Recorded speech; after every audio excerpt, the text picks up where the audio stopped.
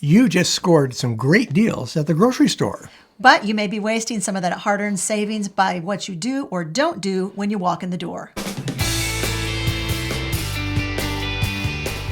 Believe it or not, the way that you process your groceries after you bring them home can make or break your purchases. It can either save you a lot of money or cost you a great deal. In this video, we'll cover all the important steps that we take every time we come home from the grocery store. And most importantly, we'll tell you why those steps are able to save us money. But the most important step is one that you may not have considered. And we're going to talk about that later in this video. So be sure to be listening for that. But some introductions are in order in case you don't know us. I'm Hope. And I'm Larry. And this is Under the Median, where every week we talk about practical frugality. Okay, you have those groceries on the counter and you're getting ready to put them away. But before you even get to that step, there's some supplies that you'll need to have ready and at hand when you're doing this. And we'll tell you what those supplies are as we go through each step. The first thing you need to know is how and where to store things in your pantry. Make your pantry kind of like a miniature grocery store where you have things categorized by kind. Also, you want to make sure that you're putting the newest things to the back and bring those older items forward. It also is helpful to have a black marker, a permanent black marker. Now, there's a little controversy between Larry and I as to what you do with a black marker. I say that I want to know the expiration date, and that is what I want to have on top of that can or on the side of that box or on that bag. But Larry feels a little differently. I like to just put the date that we brought it home on there, and the expiration date, well, while that's important, you don't go 100% by the expiration date. All right, tell us in the comments section, what are you going to do with your black marker? Are you going to put the date that you purchased the item or the expiration date on your items in your pantry? Now, while you're organizing things in your pantry and putting away your most recent grocery haul, it's also a great idea to look and see, is there any item in your pantry that you are down to one of those items remaining on the shelf? If that's the case and it's something you're pretty certain you're going to purchase again, then that item goes on your grocery needs list. Now, this isn't your grocery list. This is a list that's super handy to have in a location where everybody knows where it's at. And it's their job, if they go to that pantry and they take an item out and it's the next to last item, there's only one left on the shelf, it's their job to make sure that that item goes on that list, because that gives you a little bit of time. You've got a little bit of gap there where you still have one of those items left to use, but it gives you time to wait for that item to come on sale or to be able to find it at a really great price. We mentioned this tip in last Monday's video where we talked about over 30 tips that you can use while you're at the grocery store to help you save money. We'll leave a link in the description of this video to that one. All right, you're ready now to start putting your groceries away, and you are going to start with your perishables. All the shelf-stable items you've already put away in your pantry, now you're down to the perishables. Now, here's a step that I like to take that you may not have thought about. I like to arrange my perishables in front of me from shortest to longest shelf life. Now, here's the reason I do that. It doesn't take any extra time to do this. I just lay them out on the counter and look at them because I already have a preconceived idea in mind and I already have a menu plan either in my head or already down on paper. But let's just say you go to the grocery store, you've got a list, you follow the list, but you find some amazing markdowns on, say, mushrooms, which have a relatively short shelf life. Or you find a great deal on salad greens, also a relatively short shelf life. But on that menu plan, you had already planned to make something out of cabbage. Let's say you're going to make cabbage slaw earlier in the week. Well, those salad greens, if you wait until late in the week, say 6 or 7 days later even, they are going to be one soggy, slimy, green, indescribable mess in that container. They'll actually look like a prop from a horror movie, like The Blob. Because they have such a notoriously short shelf life. So that's why I lay them out, because I'm going to grab that menu plan. I'm going to do a little bit of creative rearranging of that menu plan and make sure that I've made arrangements to use those salad greens up first before they rot. It's just one of those ways, the little extra step that we take in order to make sure that stuff doesn't rot in our refrigerator and look like it's from a film. You know, to be frankly honest, salad greens just don't last a long time at our house anyway. We all love them, so when they come in, they're a specialty. In short, now's the time to make sure that your menu plan makes sense. The next thing you want to do is make sure that you know where the perishables go. Do they go in the refrigerator? Do they go in the crisper drawer of the refrigerator? Do they go actually on your countertop? All of these measures you should know, because the way that you store these vegetables, these perishables, will actually have a direct relationship to their shelf life. By storing them properly, you can actually extend that shelf life as far as possible. One of the questions that's often asked is, do I need to wash the item before storing it? Well, there's some items in particular you don't want to wash, like blueberries, for instance. That little white chalky film that's on those actually helps preserve them and maintains their longevity. So wash your items when you're going to eat them or consume them or prepare them, but not when you bring them home.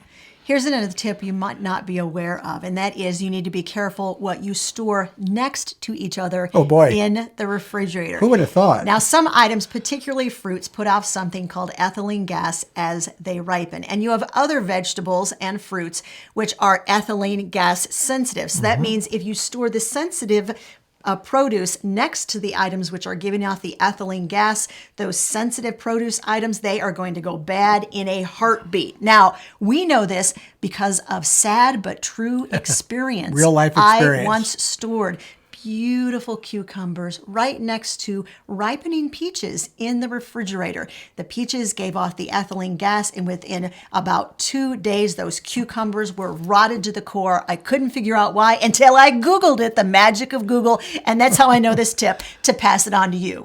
Look at the items you brought home and see if there's any in there that you need to count. For instance, potatoes can be broken up and sectioned off in the amounts that you will eat per meal. You might save the 4 largest potatoes for a future potato bar.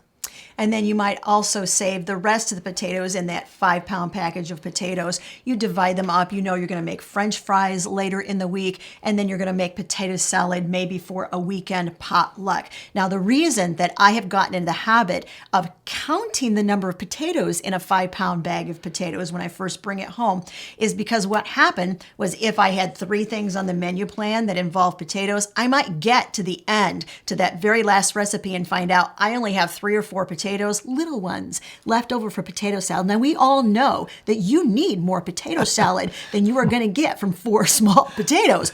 So you would either wind up, kind of making a different decision on the fly and picking something else to eat. But more than likely, what sometimes may happen is you might decide, oh my gosh, the potluck is tomorrow. I've got no potatoes. Where are you going to head? You're going to head to the grocery store and you're going to buy something that is ready-made for that potluck. And it's going to waste not only time, but it's also going to cost you more money. Because it probably won't be on sale.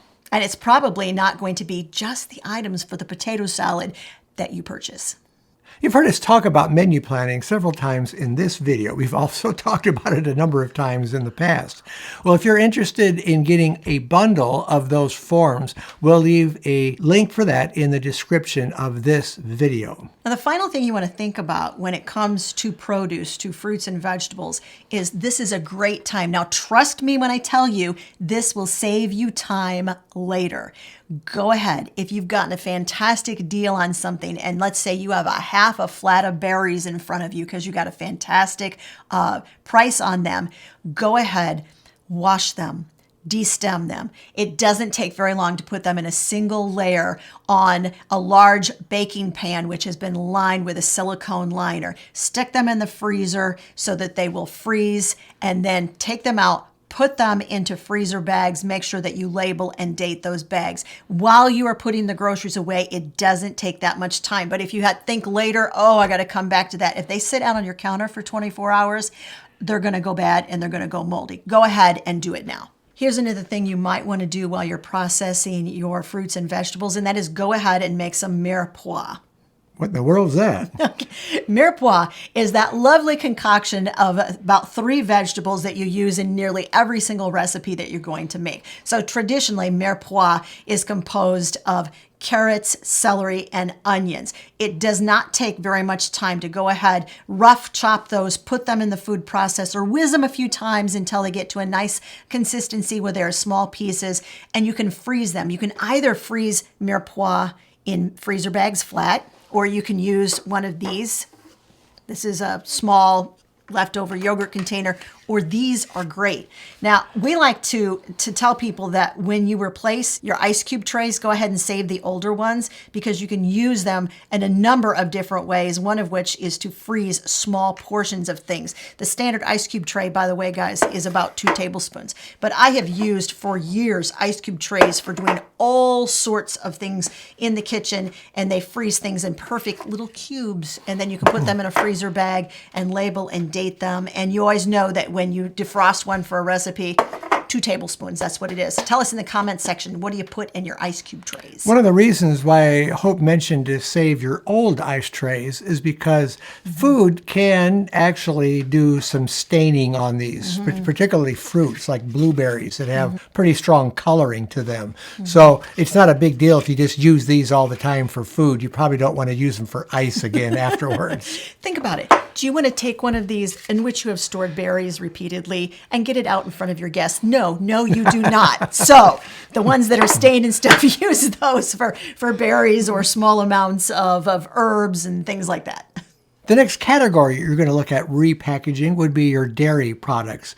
Now, why are we doing vegetables and fruits, dairy, and then we're going to do meat later? Why are we doing it in that order? Well, it has to do with a little thing called cross-contamination. So if you take the least item that's going to contaminate and then work it down to the greatest, it'll be actually more beneficial. The cleanup is easier, and you probably won't cross-contaminate your food. You can always keep a spray bottle of some water mixed with a little bit of Dawn detergent or another high-quality detergent and just a little bit of bleach. It doesn't take much bleach in that water, guys. Just keep that on your counter, and you can spray things down and wipe it off as you go if you are concerned with cross-contamination. Of course, it's easy in our house because there is no dairy and there is no meat. So cross-contamination definitely is kept at a minimum level in our house. But we say that because it's a great idea to be able to, take some precautions as you go along. One of the items that we used to buy, Hope used to make pizza, we would get a big, huge, like a 5-pound bag of shredded cheese, whether it's mozzarella or whatever it happened to be. And then we would divide those up into smaller Ziploc bags to be used as serving sizes for each pizza. That way, when she's not defrosting the whole 5-pound bag each time, just a little at a time. And you want to make sure you label and date that bag when you put it in your refrigerator, because it might end up looking like something else when it's frozen. So put down what it is and what date you purchased it. Well, the whole thing, though, is you don't want to defrost that bag in between because it's frozen. Right. And so what you would wind up doing, because it would freeze in one big section of cheese, is you would grab like a knife and you would be doing this to the bag of cheese on the counter to try to break off precious small portions of cheese for your casserole or your pizza or whatever. So just repackage it now and save yourself time and trouble later. Much easier way to handle it.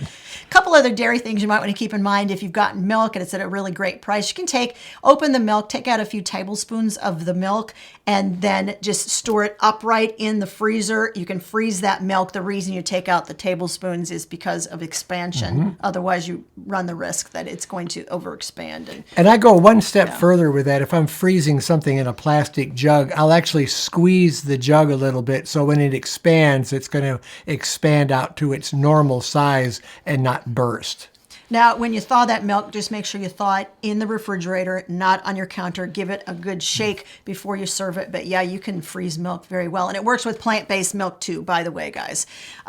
Eggs, if you get a great deal on eggs, and who doesn't want a great deal on eggs these days, right? Those of you who eat eggs, you can actually crack those eggs open and you can get about an egg in each one of these compartments, or crack a couple of eggs and put them in here. If you're going to do a 2-egg omelet, then you just have to thaw one of these little cubes you've made out of egg. You can also take eggs, kind of whisk them a little bit with a fork so you break up that yolk, and then put them in a freezer bag. Freeze them flat. In order to freeze them flat, the easiest way to do that, by the way, guys, is to get out your large baking tray And then I always keep it lined with a silicone liner, because if something happens and one of those bags of eggs breaks open in your freezer, it's a lot easier to clean up if you've got that lined with something. So I always line it regardless of whether, Good something's idea. going to be sitting directly on that liner or not. But you can line up those bags on that big tray and they'll stay perfectly flat, because it's like you're putting something, on a hard back, a hard surface, and then you'll be able to just set that in your freezer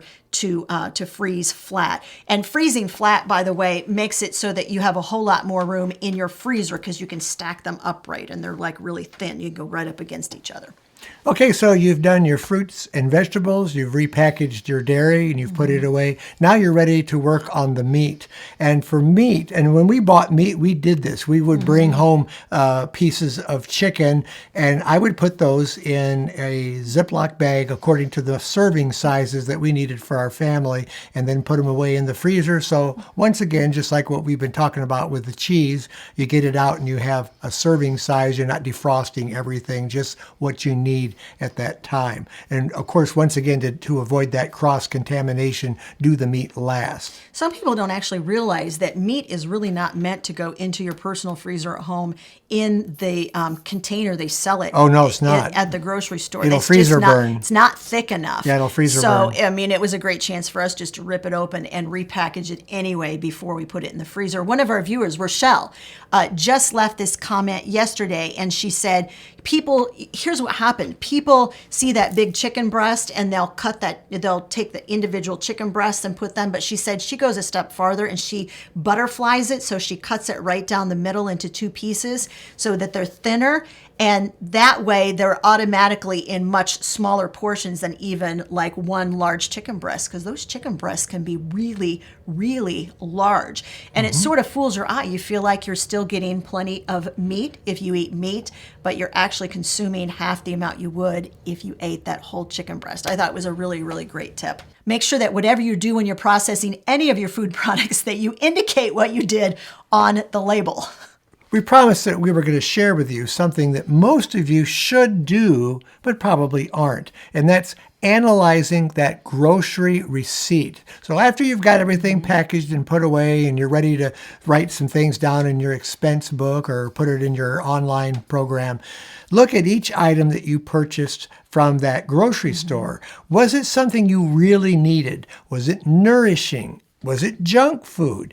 Look critically at every single item and determine whether or not you need to purchase that on your next trip to the grocery store. A couple of things I always ask myself too when I looked at the grocery receipts was this item, did I pay full price for it? Because that's always really enlightening to figure out what percentage of my weekly grocery budget I was actually buying at full price. And part of it was because I just wasn't planning far enough ahead. But this activity, trust me, this is something I started doing years and years ago when I thought we couldn't lower our grocery budget anymore at all. And once I consistently started doing this and implementing it, then I was able to drop our grocery budget by about 20%. So analyzing your grocery receipts really, really does work. As you're looking at each item, also take a look and see how many meals can be prepared from the quantity of the items that you bought. How many people will it feed? How far is that item going to go? And look at the serving size on the back of the package, because some of those serving sizes, I'm telling you, like they're only the size that like a 3-year-old child is going to eat. Where's the beef? So look and see, are those serving sizes recommended by the manufacturer, are they really legit or not?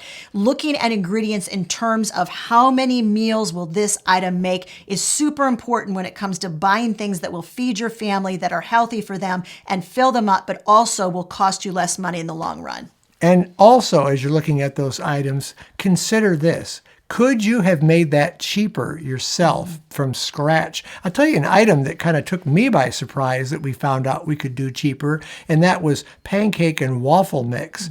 We can make a boatload of that for just literally pennies on the dollar of what they were putting in the box prepared store-bought pancake mixes. As you can see, there are a lot of things to consider when you actually get home from the grocery store and you're putting your groceries away on the shelves and in the refrigerator and in the freezer. But none of these is time consuming. It really doesn't take that much longer to take each of these steps after you get back with your grocery haul. Now, if you want more ideas, about 40 of them to be exact, we actually just did a video where we showed you 40 different ways that you may be shopping while in the grocery store, which may actually be costing you more money than you think those things are. That video is right over there if you haven't watched it. We mean putting it in storage, not like eating it and consuming it all. Putting it away. We don't mean that away like kind of, differently. Yeah, we don't mean. But if we leave it there and our kids are in the house, They gonna put it away. they'll put it away all right.